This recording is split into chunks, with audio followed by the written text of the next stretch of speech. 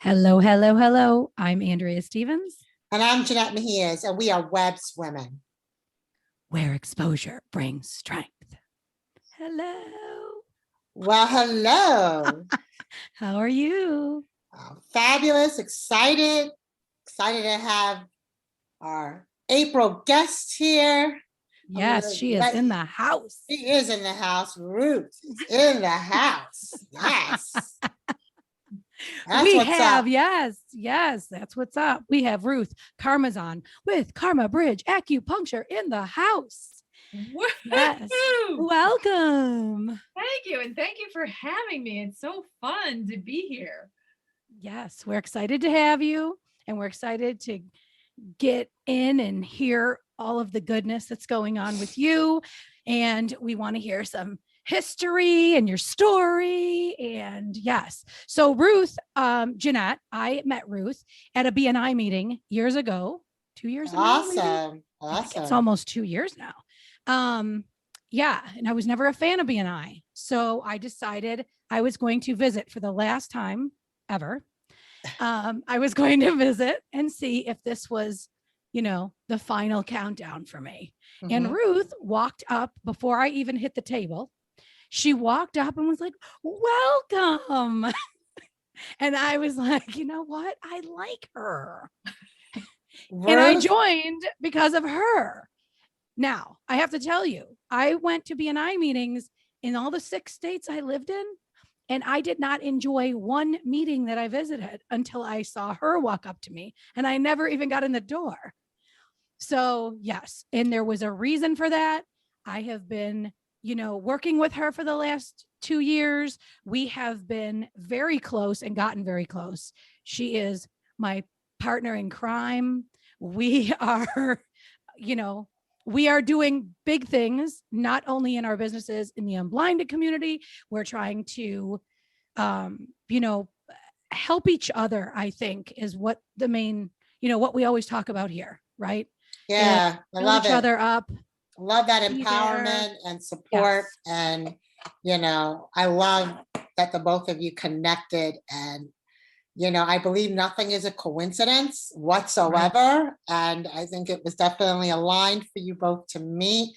I definitely see it. I mean, I know no one's watching us physically live, but if you can look at Ruth, she radiates through the screen. So good stuff, man. Yes. I'm excited. And she is powerful. I mean, she is a powerful woman in the community, personally, professionally. She is strong. That is why we expose and bring strength. And she is one of our guests because of that. So welcome, Ruth. Thank you. Can I clap? Can I clap? Yes. Yes, absolutely. I can get a fake audience in the background that's, Yes. So welcome. We are happy you're here. Yeah, absolutely. Be here. Thank you for having me. It's my pleasure. Yes. So we want to dive in. We want to hear your story. We want to hear, I'd like to hear, there's certain things I always learn about people that I know or have known for years. And then they come on and they say something. I'm like, I didn't know that. So so I'm interested. And I know Jeannette is really interested in hearing kind of where do you come from? You're not from New Jersey originally, right? No, I'm from your neck of the woods, actually. I'm from northwestern Pennsylvania, a little town outside of Erie called Waterford. And I went to college in Buffalo, New York. I didn't even know you went to Buffalo. You didn't? Well, I never even knew the town. I just knew Erie. You always said Erie. Yeah, because no one knows my little town. But Waterford, I know. Yeah. Oh. Yeah. So I grew up on a farm and really just, I don't know, I would say one with the land, but that was a little time in coming. Anyway, so yeah, that's where I grew up. And when I was 18, I had this dream of moving to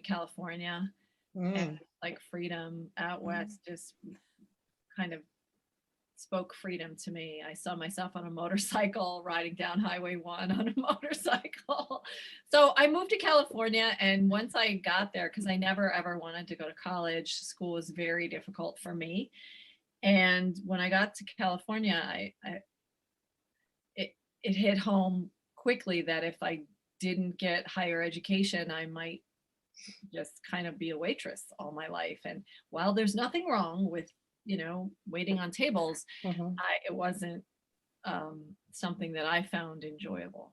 So I don't know, I realized I wanted to help people. And believe it or not, my first major in college was criminal justice. I wanted to be Really? a cop. Yeah. Nice. Wow. I wanted to be a cop. And Huh. so I ended up entering the criminal justice program at a small community college in Buffalo, New York, called Erie County Community College. Yeah. And I joined this ride along program with the Buffalo City Police. And it just took one night of riding along with them to realize that there was something wrong. And I feel like they were racial profiling before that was a household word. And that Mhm. mattered to me. I didn't want to do that. I wanted Mm. to help people. I didn't want to racially profile people and just be more part of the problem Mm. rather than the solution. So I kind of was a muck. I was like, I don't know what I want to do. And I felt like I had to pick a major, and I liked to dance. I had a friend who became a professional dancer. She lived out in Los Angeles, and I called her and I was like, do you think I could do this? And she was like, well, you always were a good dancer. And, you know, there's such a disparity. She started dancing when she was 3. I'm in college. I mean, it just, I had no idea what I was doing. So I ended up getting a degree in theater and dance, Hmm. and I moved to New York City. Wow. Hmm. I Didn't totally know can see you being that. a dancer. Like you have that whole like ballerina Yeah. frame, you Well, let know? me tell you something. She can rap like nobody's business. So now I know where you get it. Yeah. It's like, I don't know. I kind of love that you have these different life experiences, if you would. I think that's so important that you share all the different things that you kind of,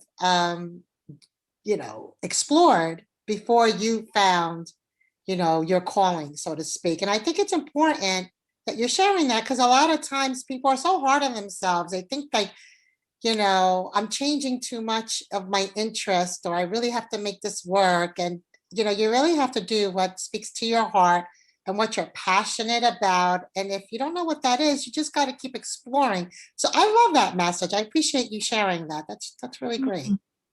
Thank you. I'm sitting here going, you have no idea. I mean, there's more. What else have you done? well, But what happened in New York? well, Because I something else Yeah. happened there, I'm sure. yeah. Yeah.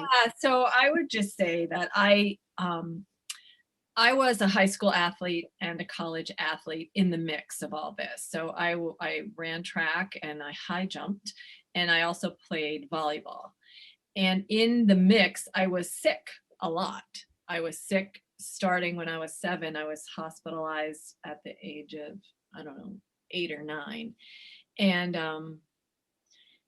I was left in the hospital because my mom had 4 other kids at home. And so I kind of had to just wend my way. And so overnight in the hospital by myself and just scared out of my mind and just sick. And for going from doctor to doctor trying to figure it out. And it, long story short, it came. So there were times in my athletic career that I was just downing like kaopectate, or I was really just too sick to play volleyball. And I remember approaching my college volleyball coach and saying, could you just not play me today? And I, on the QT, like I was really quiet. And she said, you are so weird. I want to play you. I want to start you. Everybody wants to play and you don't even want to play. And I said, I just don't feel Mm. Mm. And that plagued me throughout my formative years and through my college career. And when I got to the city, you know, there were times I was dancing and I just didn't feel like I wanted to dance. And I just had these, it was up and down, and it wasn't mental, it was physical. Mm-hmm. And one of my dancer friends in New York said, you know, you should go see my acupuncturist. And I said, okay. I wasn't one of these people who thought about a lot of things. Like, I didn't really think about, I'm like, oh, you want me to jump off this, like, into that dark lake? Sure, let's do it. Like, I was kind of hey, if it's going to take away my pain, I'll do it. I was just kind of a go for it kind of person. Yeah. It changed my life. Like, it really just changed my life. And so I started seeing an herbalist in Chinatown, and I'd get acupuncture every now and then. And then I just started to change my trajectory. And meanwhile, I'm auditioning and I'm, you know, kind of mixing up my life story here. But they formed a school around my the person who was treating me herbally, who was my herbalist. And I really, because I was trying to go to auditions and things like that, I had to earn money somehow. And a lot of people did temporary work. So I did temporary work in the city. I was an administrative assistant. I was a word processor. I did some proofreading. I did all kinds of those kinds of office jobs. I worked in the top investment houses, the top law firms, and top 8 accounting firms. And I mean, I have stories I could tell you, but it was just part of what I did. And I would work during the day. I'd go to classes at night. I would do workshops on the weekend. And I was just, you know, when I left my house in Brooklyn in the morning, I'd have a backpack with all my dance gear and food. And I just felt like I was carrying my life on my back. And so it was just like, that's kind of what people do when they're trying to make it in New York. Right. And yeah, it's like that hustle, you know, you're hustling. Yeah. Exactly. Yeah. And, you know, it's hard. And I met a guy, and he was like, I was offered jobs wherever I worked doing this administrative stuff. And I kept thinking, I don't want to do that. Like, I felt like I needed to use more of my brain. And when they formed a school around this man, I thought, oh, maybe I'll go to acupuncture school. And I thought, that's like the most harebrained idea I think I've ever had. Because but it was probably meant, see how things happen. It was meant to be. I mean, you were seeing that all of a sudden a school was just formed around him. Like, it was, you know, and it was just gifted to you. It really changed my life. Like, I feel like he saved my life from a physical viewpoint. Like, I remember doing this course of Chinese herbs, and their raw herbs and their roots, berries, leaves, stems, and you take them and you put them in this Chinese vessel and you pour water over them, and then you boil it down and it smells up your whole house. And then you drink a cup after breakfast and a cup after lunch, and you do it again. And then you throw those out and you put another bag in, and it smelled up your whole house. And I just thought, it tasted horrible. Like, I remember being like, woo. And I told that to the herbalist once. I'm like, these are just so bad. He goes, well, that's Taoist alchemy, Ruth. And I was like, Taoist alchemy? Like, it just sounded so cool. I was like, wow, I feel like I'm in ancient China, you know, like ancient Chinese secret. And it changed my life. And I do remember the day, and I really didn't get into how sick I was, but there were days I just couldn't wake up. I was not a morning person, and I didn't have energy, and I had what I call old people's diseases. So I had ringing in my ears. I had incontinence. I had irritable bowel before that was a household word. Oh my gosh. And I had psoriasis. And I had a headache. I was a walking headache. I had a headache every single day of my life. And if I didn't have a headache, I had a migraine. And oh my goodness. Compounded headache. How debilitating is that? Yeah. So I remember, I mean, I lived on Advil. We used to call it vitamin A, you know. Like, I just was one of those okay, I'll just pop an Advil. And I remember in high school, a friend of mine said, you take an aspirin like every day. And I just looked at her because she was shocked. It took her a while to say this to me. And I said, well, Beth, I have a headache every day.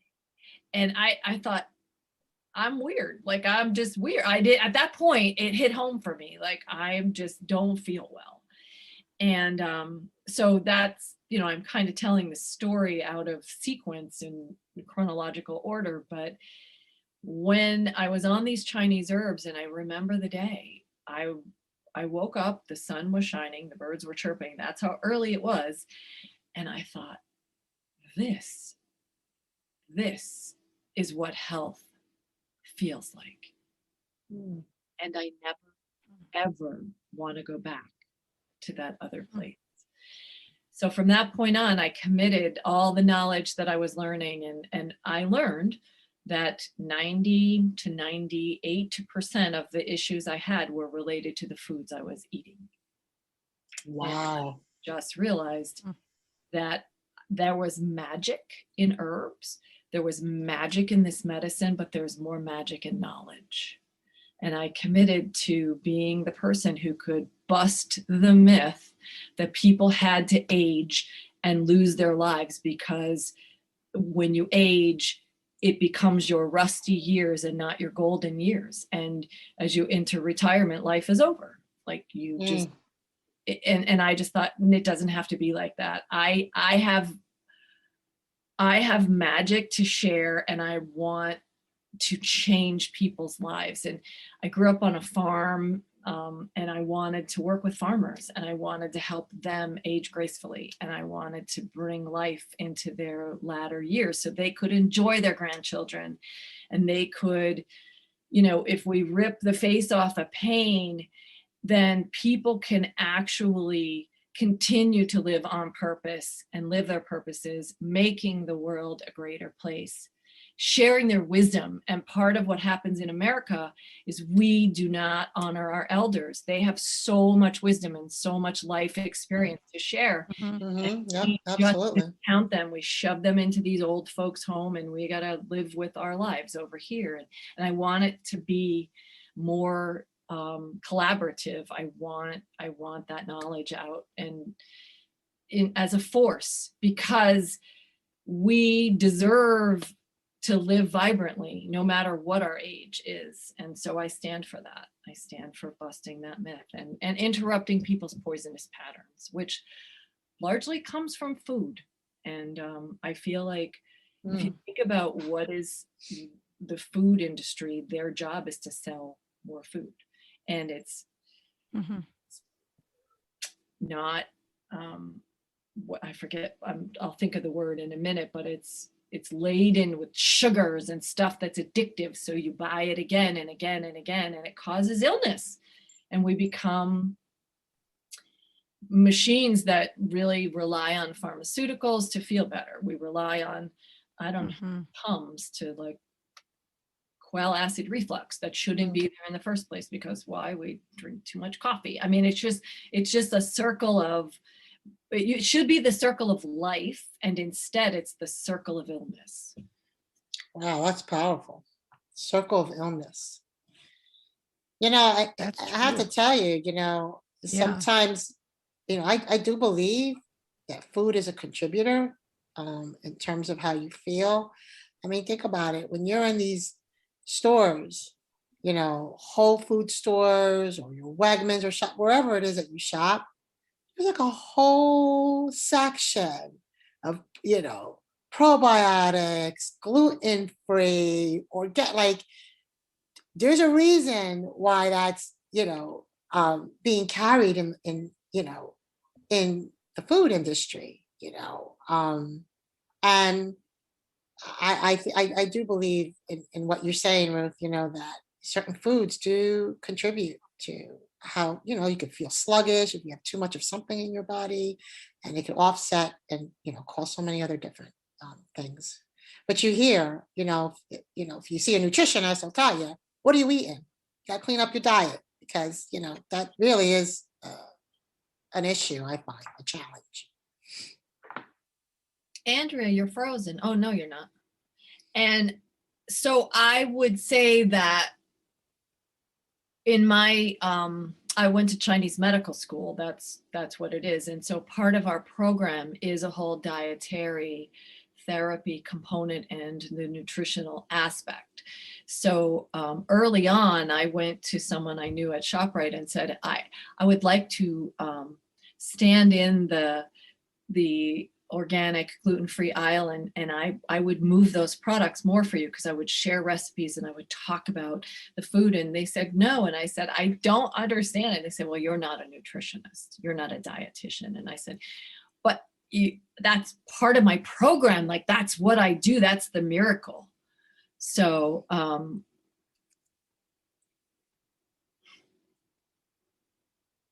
you're muted, Andrea, in case you're trying to talk.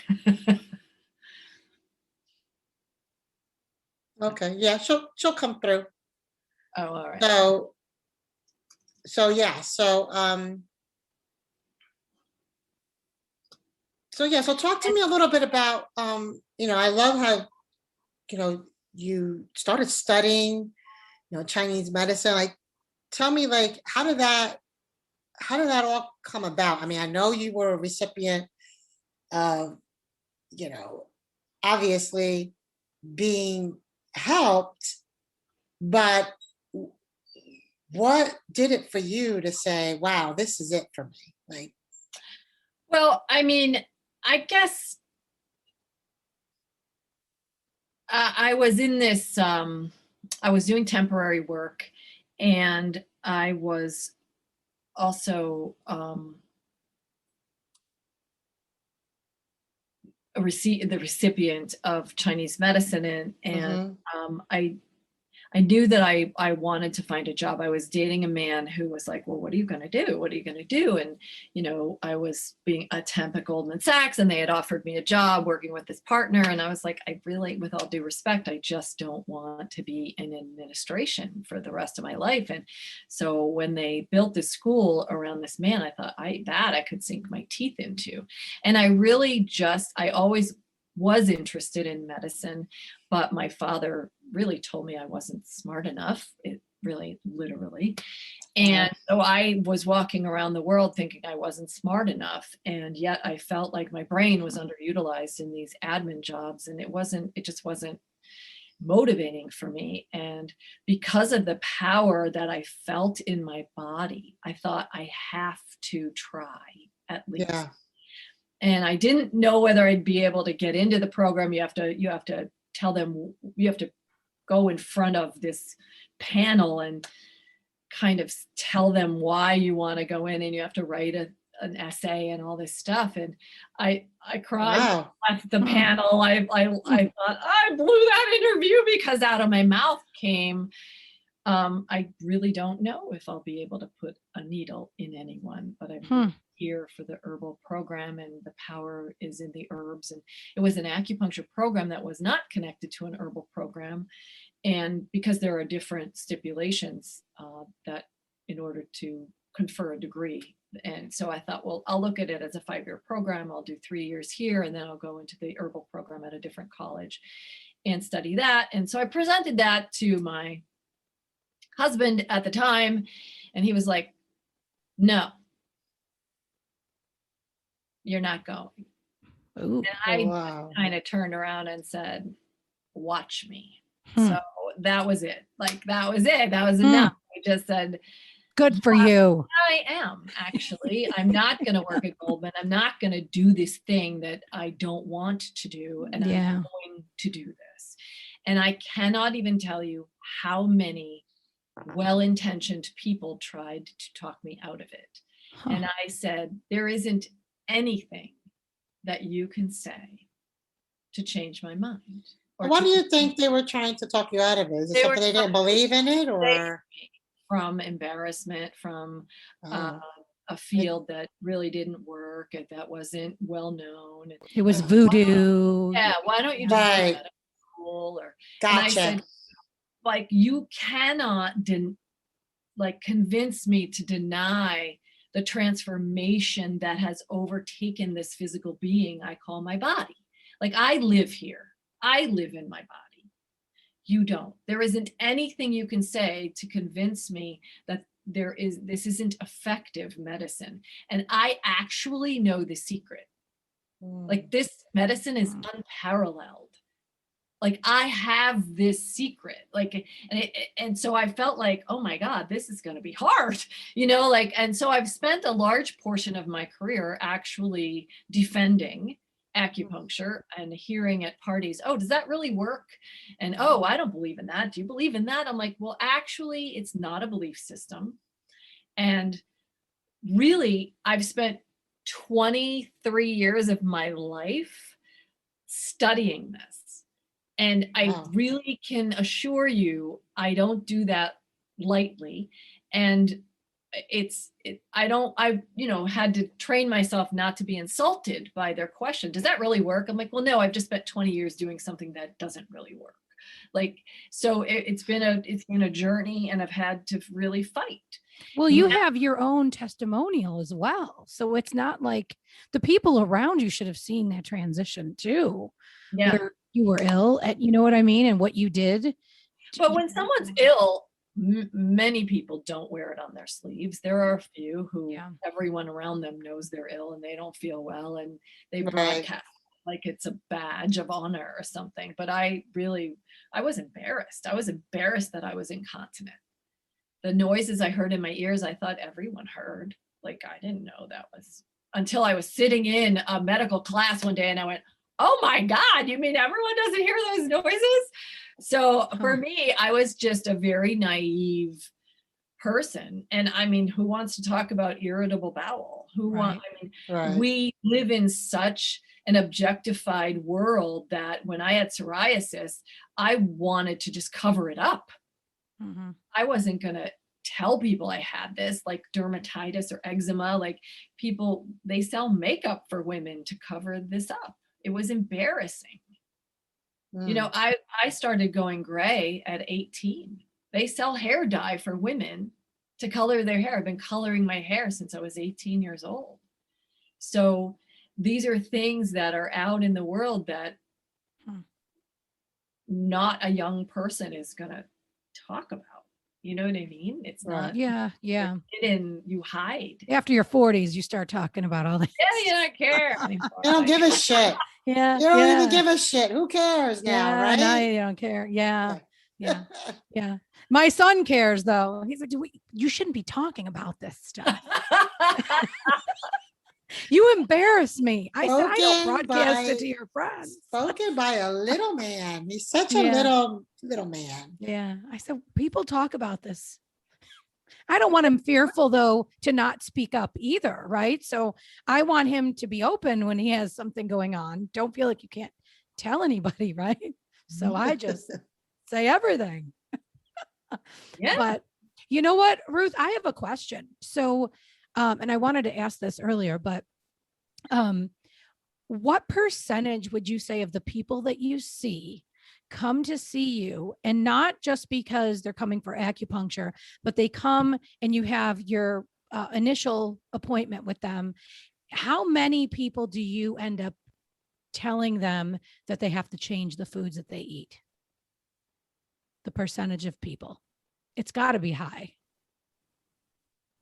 Where they say, you know what I mean? Because when I know for me, it's almost 100%. There's usually and not necessarily change. Some people are okay, and their problem is really pain related, and some inflammation models are because of what you're eating. The inflammation gets lodged in the joint or something. Right. And often, like, many people are walking around dehydrated. So I at least talk about water, but many people drink coffee in excess, which is dehydrating. So to tell them to drink on one end and not explain on the other end what is the cause factor of that is like shooting yourself in the foot. So you have to meet people where they are as well.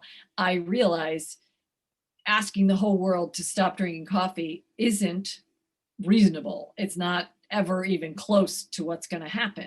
So at least educating them to not drink a pot of coffee but come down and could you just eventually wean off and drink 1 cup of coffee? And here's what we can do to alleviate that. So it's interesting, but it's got to be But close. it's- The reason I asked that question is because I have had issues, right? And so I started researching anti-inflammatory foods, and I didn't realize that there are some there's some foods that I can't eat that I don't feel well. And some of them are vegetables. Interesting. So yeah, when some people come to me and say, well, what can I take to feel better? I'm like, well, really, and Andrea, maybe you remember, but I think you and I had this conversation, like it's more about what should you take away? Yeah. And that, believe it or not, and I had this conversation earlier today. One of my patients is diabetic and type 2, and her complaint is neuropathy. And I said, well, it's type 2. And she, it's type 2, she said. And I'm like, type 2 diabetes is food. It's totally individually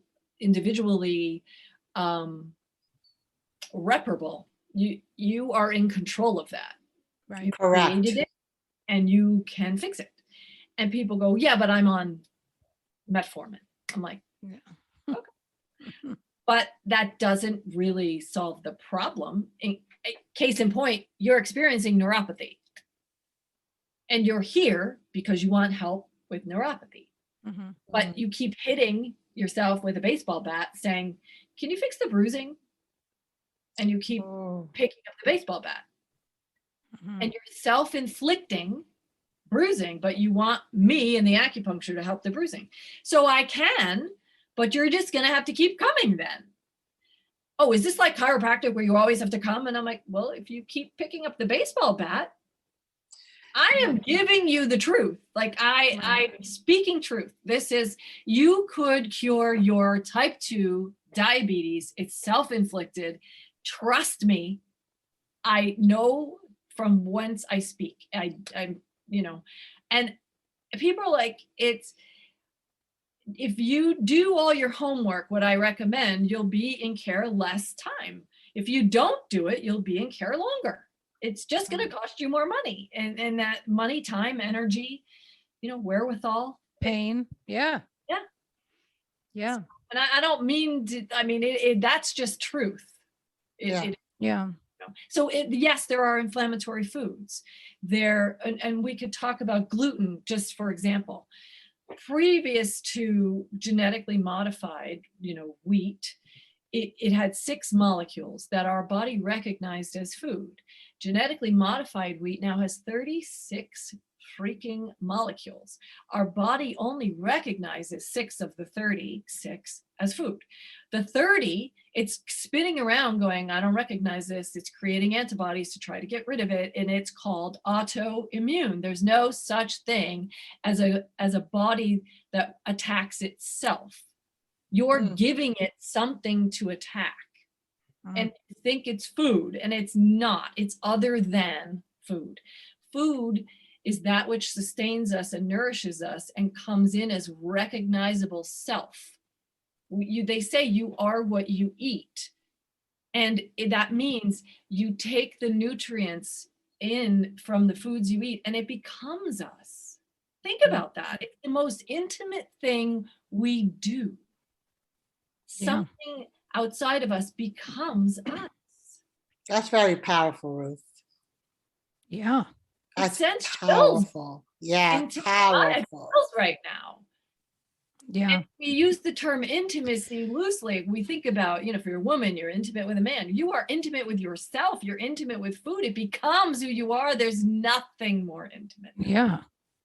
Yeah, that was woof. And you said a whole lot in that, mic, sister. Right.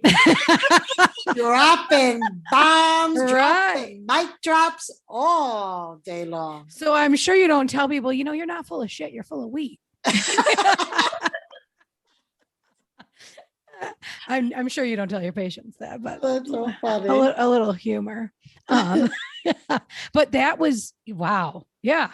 I mean, yeah, the science behind the foods, like I would always say, just don't eat gluten. I don't know why.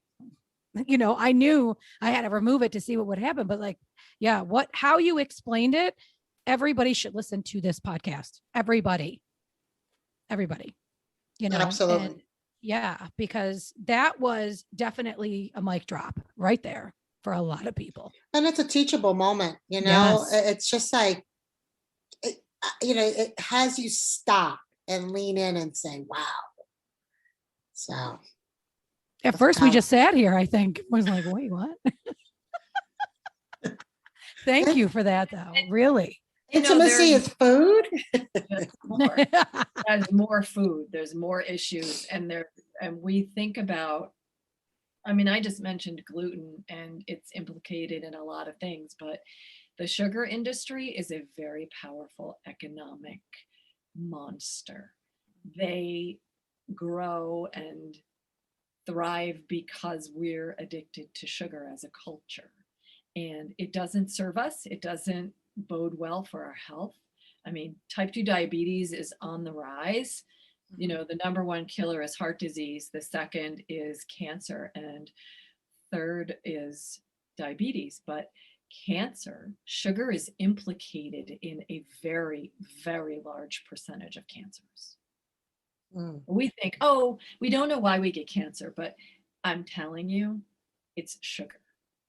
Sugar is diabolical in the body. We're not meant to have, I'll give you a fact, and this is Western medical research. In America, we eat more sugar in one day than the pancreas is set to handle in its lifetime. Holy crap. And the So pancreas is speak, what handles diabetes and insulin production. so speaking about sugar, how important is it to look at label? Is there a certain percentage of sugar you should avoid? Or you know how they have like 9 grams, under 12 grams, like, you know, for anybody who's listening and saying, wow, you know, it's giving me something to think about. What would you suggest for somebody who's trying to maybe reduce sugar? Should they look at labels more? How much? So I think it's really important. That's a great question. Thank you for the access. Sugar comes in all different forms and it breaks down from different forms. So it's important to recognize the forms. So anything with an OSE at the end is a sugar. And it from sucrose to sucralose to lactose to fructose and these are added sugars to different things. So, and then there's fake sugar, which, oh, well, that's okay. I eat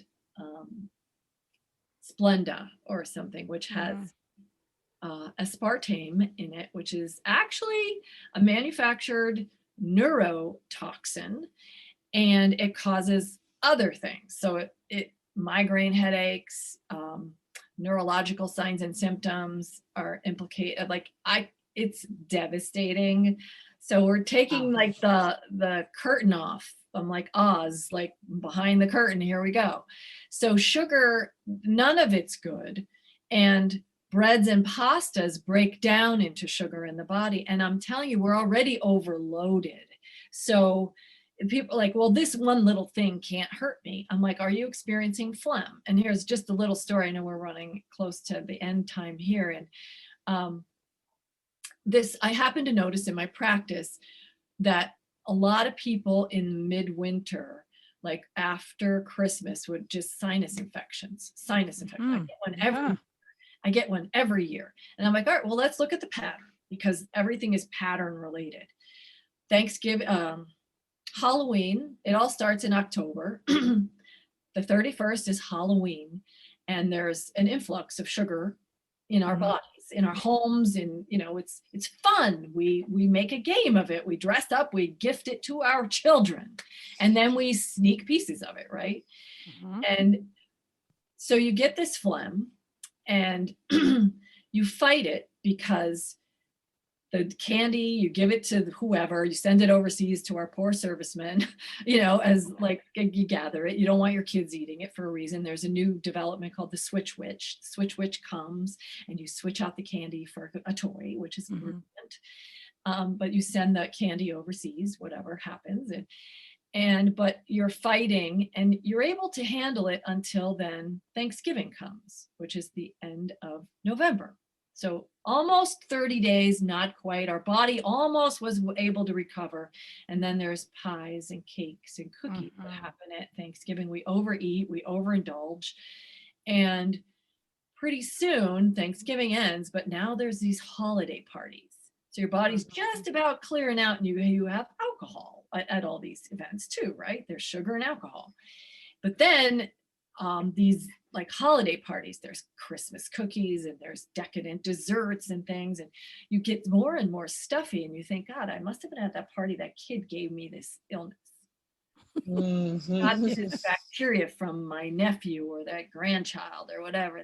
That she shouldn't have brought her snotty nosed kid, but the kid is snotty nosed from Halloween, then Thanksgiving, and now it's Christmas time, and then Christmas comes, and you have candy canes and more Christmas cookies and pizzelles and delicious food, and we can't hold ourselves back. None of us can, right? Because it's comfort food. We're around family, and you know. So right after Christmas, we make these New Year's resolutions, but we all have sinus infections. And it's a buildup of phlegm in the body that those poor little sinuses can't have. Your body can't clear it. It's that baseball bat action, looking at it from not gluten this time, but from sugar. And sugar takes, the phlegm takes up spaces, takes up empty space in our body. I mean, it seeks out empty space like sinuses, joint spaces, and it starts to have pain like arthritis. Oh my God. Wow. Arthritis. Our arthritis is in the joints. It's a space that our body can no longer process. Our lymphatic system can't detoxify quickly enough, so it has to shove it somewhere to keep it away from our primary organs. That's the job. So it shoves it into empty spaces, which are sinus cavities and joint spaces. So if we just understand that mechanism and eat less and less and say, all right, we're just going to have fruit, you know, like we're going to make half a dozen of cookies. And how about a fruit tart, Ruth? Yeah, right. But cut it in half, but you add sugar. Right. So it'd be like anything in moderation. Chinese medicine is, you know, they're about moderation. They're not about excess on any end of the spectrum, because disease happens at both ends of the spectrum. Yeah. So, and I'll tell you one more story. I'm sorry, am I talking too much?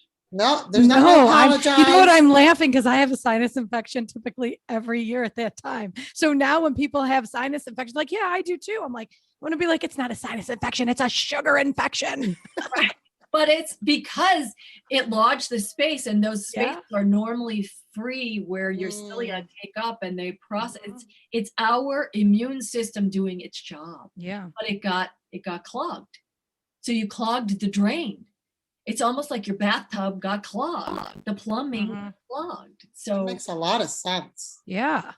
Yeah. But now when people say, when people say, I don't eat sugar, I cut it out of my diet, I'll be like, liar. You have a sinus infection? Liar. But who that family relative was like, they brought their snotty nosed kid, they were sick, and now I got it from them. And everybody wants to blame the bacteria or the virus. And really, we are tasked with keeping our bodies pure so that natural immunity works. That's our biggest job, is to stay healthy. Yeah. This is just so fascinating. It is. Do you want to tell us this last story? Because now I want to hear what it was now. I'm going to kick myself because it's important to share. Well, you'll have to come back then. That's all.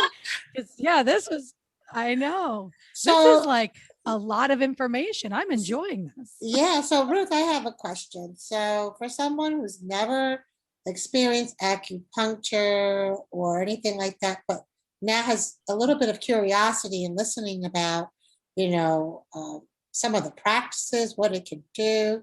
What do you suggest? Like, how do people reach out to you? Like, how long are your sessions? Do you do like how does that work?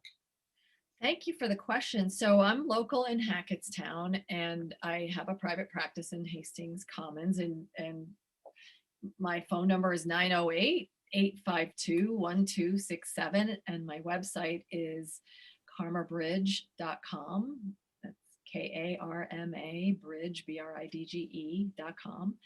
And I just launched a new website. I'm so excited. There's videos on there and stuff about just different maladies. Awesome.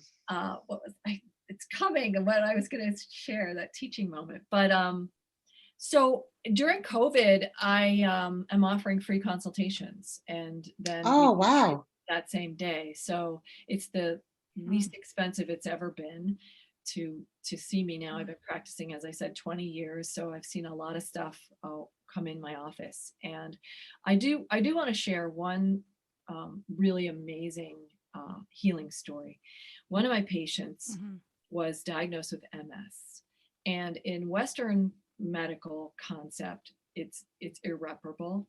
Once you have brain lesions, they never go away, and you just get worse and worse and worse.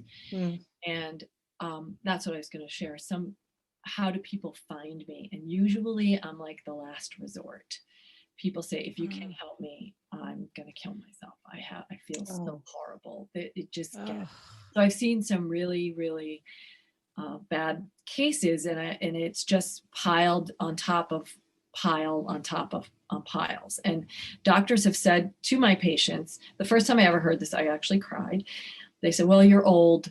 What do you expect? And I'm like, a human being actually said that to another human being, like a medical practitioner said that to you. So that's why I say I am on this earth to help people age gracefully, because it doesn't have to be that way. And so this woman came to me, and she was young. She had 3 young children, and she couldn't get out of bed. She couldn't go to work. She told me the story when she went to the place to go in New York City.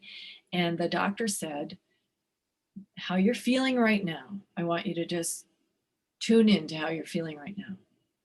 She said, that is the best you're ever going to feel again with this MS diagnosis. Wow.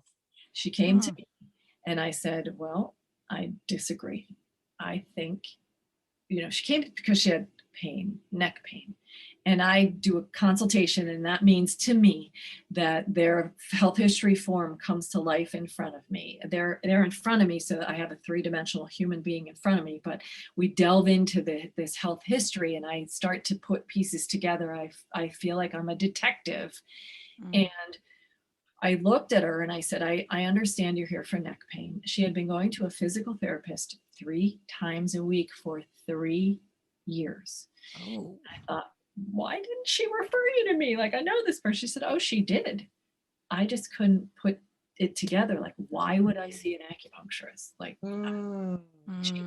she was fighting coming to me. And I said, well, I don't think your neck pain is skeletal, musculoskeletal. I think your neck pain is coming because your gut is not functioning properly, and you're not taking in the nutrients, and you're not absorbing, and that absorption isn't being transformed and transported so that your muscles are being fed. So it's almost like your neck is a desert, and the bone, it just keeps going out of, so you keep going to and getting it put back in, and a day later it goes out again. I said, so I will put needles at your neck, because you would think I'm crazy, and you probably think I'm crazy, but I think you have some kind of imbalance in the gut, and you could call it leaky gut, you could call it dysbiosis, you could call it all these medical things. But the problem was she wasn't absorbing nutrients, and therefore she was kind of not thriving. Wow. And children have this too. There's called lack of thriving, and we have herbal medicine for that. But anyway, we did a series of treatments, and I engaged someone else to help with nutraceuticals, and we brought that gut back into being with probiotics, prebiotics, changed her diet. We did acupuncture and Chinese herbs, And today, this woman works a full-time job. Her kids are thriving. They're now graduating college. And she's referred to me, her parents, her siblings, her husband, like everyone in the entire family. And she refers anyone who will listen to her because it's quite a successful treatment. And you may ask, did she ever go back to the person to see about the MS?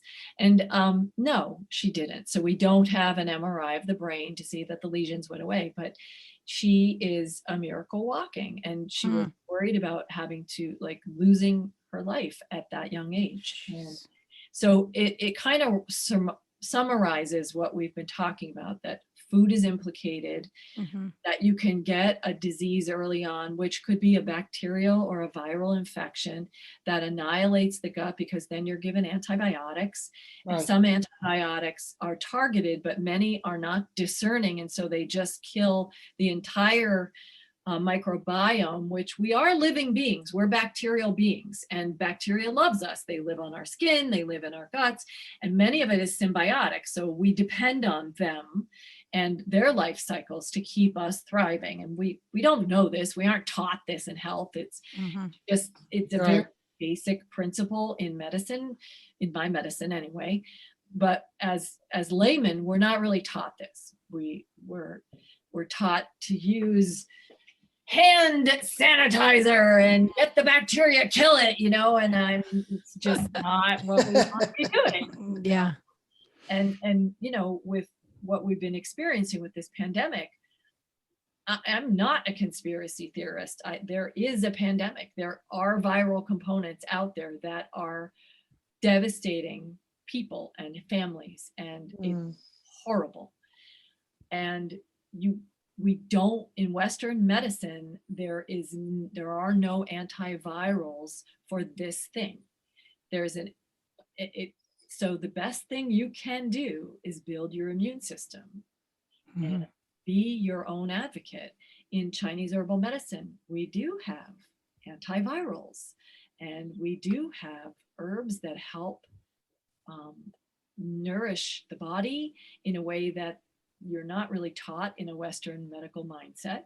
And we also have things that clear what we call heat toxins. That we have different language for these things that are viral components and bacterial components. So it's been really interesting during this time, because we've actually been forbidden from advertising these kinds of things on our websites. And we just haven't really been able to get the word out, because they don't want sham people talking about these things that don't work. And but now even doctors are administering vitamin D, high doses of vitamin C, vitamin K, to help that D more absorbable. There's lots of things that can be done, and truly it is miraculous. So well, two things, Ruth. First, that story is amazing, powerful. It exactly that, just that story alone, not even, this episode, but that story alone exposes so much and brings so much strength. Alone, that story, that was very powerful. And so I know that a lot of people will listen to that and be like, woof. But I have another question for you, because I know at one point we discussed telehealth. Is that something that you are making available anytime soon for people that do not live in New Jersey? So I can do Zooms and do advice for diet, and I charge, for the telehealth session. And we would have to work in conjunction with an herbalist if that was something people wanted to do. But I certainly can look at people's health history questionnaire and just do dietary advice and say, this is what I'm seeing, and here's why. And that's really what I do in the first session. It's very powerful. It's very powerful. And then I do follow-ups if people have questions. And I do work a lot with women around their menopausal years and fertility years and things like that. And when we talk about sugar, it also is implicated in infertility issues when people are having trouble conceiving. A lot of times they have stagnation in the fallopian tubes, and that could be phlegm production in the body and stuff. And you really do need some acupuncture for that, which I obviously can't do via telehealth. But so people can reach out to me and we can schedule a session. Absolutely. Okay. I asked that because you have a lot of knowledge. And I know when people listen to this, they're going to say, well, why can't? And then I'm going to say, well, I have one room. You can come here and see Ruth. You can stay here and then go see Ruth. But, for sure. But for COVID reasons, I thought, well, is telehealth an option? Because you have a lot of knowledge. To me, I'm running to you first, whether it's now, I mean, I have already with the whole COVID questions and the text messages on, can you help? What can my friend do? And so I've run to you quite a bit because you are very knowledgeable. And most of the things that you have said, you pinpointed for me. My husband, who I tried to get to come to you for a long time, and he didn't want to come, but then he did. And he said, I can't believe it. And so I think a lot of people feel that way with acupuncture, but at the same time, I think listening to you and having that one-to-one, he sat longer than I thought he would. And that was because of your knowledge, your strength, your power. And listen, I love you. So I can't say much more. Jeannette, though, you can go ahead. Well, I have to tell you, a couple of episodes ago, we did mention you, and I was like, I'm coming for you, Ruth. I'm going to come to you, as a long hauler, and dealing with post-COVID things. But most certainly, I think that what you imparted today was so informative, and I love that it's educational as well. I think anybody who has an open mind in healing their body or whatever that might look like, to just look and see other options, what is available to you, maybe things that haven't been working for you, maybe you want to look at something a little more holistic. And I appreciate the testimonies, the power of all that you've shared. And really, I commend you. I commend you because you're a woman that, despite of all your family and friends were pulling you away, you didn't waver. You stood within your integrity and say, no, this is my belief. This is what I'm going for. I know what I can do. I know what has happened for me. And, I appreciate you standing strong in that, because as a result of that, you are changing people's lives radically. Yes. And, more powerful testimonies. There has been, right, Jeannette, I think you can agree. There has been more information in this one session than probably most people have ever heard from their doctor, ever. I mean, there's more information here. And this is free. You can just listen in. And it's free.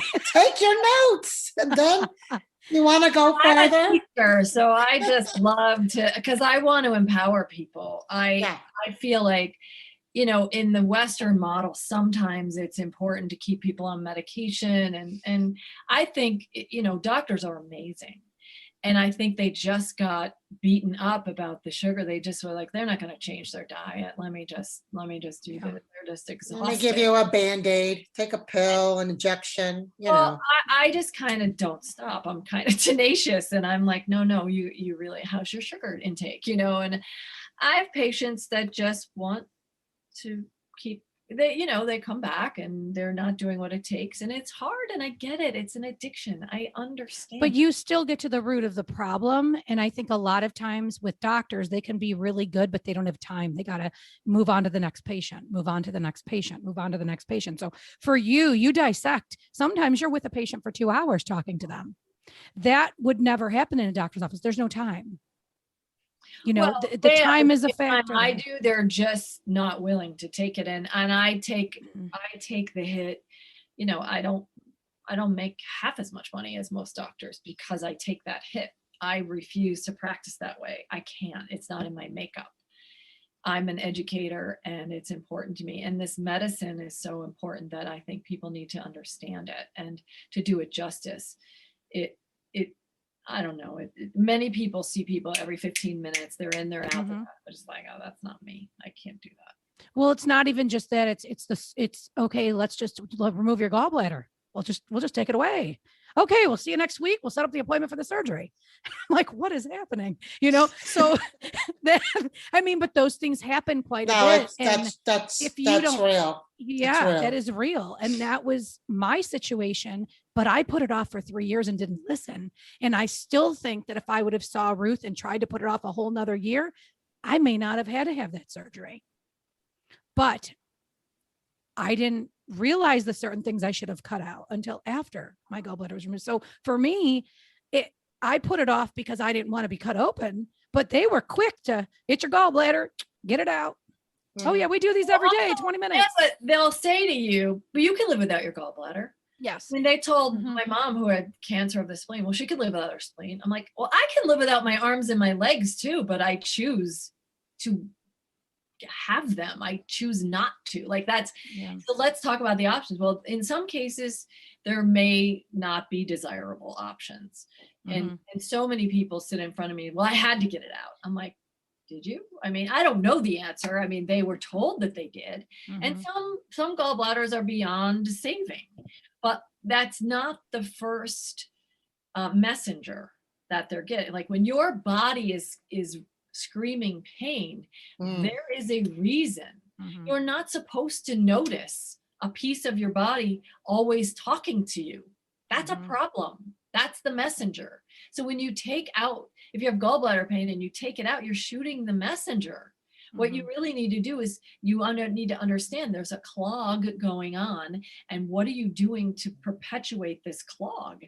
And that is where you need to back up and go all the way to the root and say, here's what I'm doing. Let me try to stop that. And many people don't want to do that. Yeah. They don't want to put in the work, what it takes to do right. that. And we're busy and it's stressful, and we know life is hard, and their children may be ill or their grandmother may be living with them. And I'm not saying it's easy, but Right. what I try to offer in this space is a quiet space where you can disconnect from the rest of your life and have 30-minute treatment where you can just kind of take that deep breath and be taken care of. And that's what I want to wrap my patients in, is a place where they can just not have people screaming, and mothers particularly, it's their only place where they have I tell you what, Ruth, I'll be making an appointment. I most certainly deserve 30 minutes of quiet time. You best believe that. I'll be and you'll have the drive. You're gonna have the drive time too. So you'll have the drive time and the session. It's like a win-win. Absolutely. And that's just, escape from your daily life. We're not even talking about the MS patients or the Lyme disease patients or the, diverticulitis. Like that's like the new thing. Every year there's a new thing. Well, we'll just operate. I'm like, yes, you can live without that because it's not, but you have no idea the ramifications. I mean, I see people from all stages of life. I treat infants. People are like, what do you treat them for? And how do they lay still? I'm like, well, they don't. And an infant, the needle goes in and comes out really fast. It's not, but colic, ear infections, what causes an ear infection? Come on. Like, I didn't even think about that. Like it's just, and many, many, many things happen because we are in such a rush and people don't want to take the time just to chew their food well. Yeah. I heard about that too, about the mindfulness eating, chewing like 30 times or something like that. Times, and you can chew a scrambled egg 28 times. And if you're eating like meat protein, like a chicken breast or something, upwards of 60. You have to get it, aid those organs that are responsible for assimilating and transforming and transporting the foods that we eat into a usable substance. You're aiding your gut. So you're not having that reflux and belching, and your bowels are normal, and you have a bowel movement every day. And It's like I could talk forever. I'm sorry. I No, know. No, it's fascinating listening to Listen, this. there's- Hey, and you know what though? There's going to be a lot of people that find value in this conversation. I know we are over absolutely. time for sure. We are over in time, but this was so valuable. We will have all of your contact information in the paragraph below our recording. People will be able to contact you. If they, if they need to. I will be calling to see what openings you have tomorrow morning. Yeah. So, but I want to thank you because there was so much information jam packed into this episode that I'm thankful for you. I'm thankful for you being here. I'm blessed to have you in my life. And I don't know what else to say. Oh, It was definitely, a treat. And I echo the same as what Andrea stated.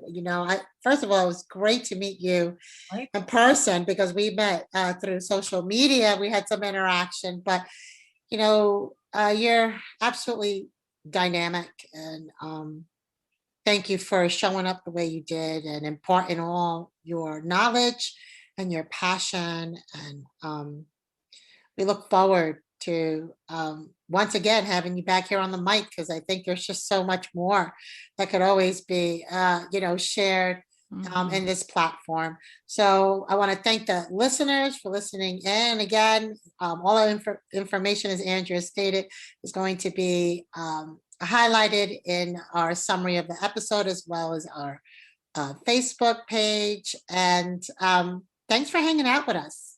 So remember, everyone, you're listening to Webb's Women, where exposure brings strength.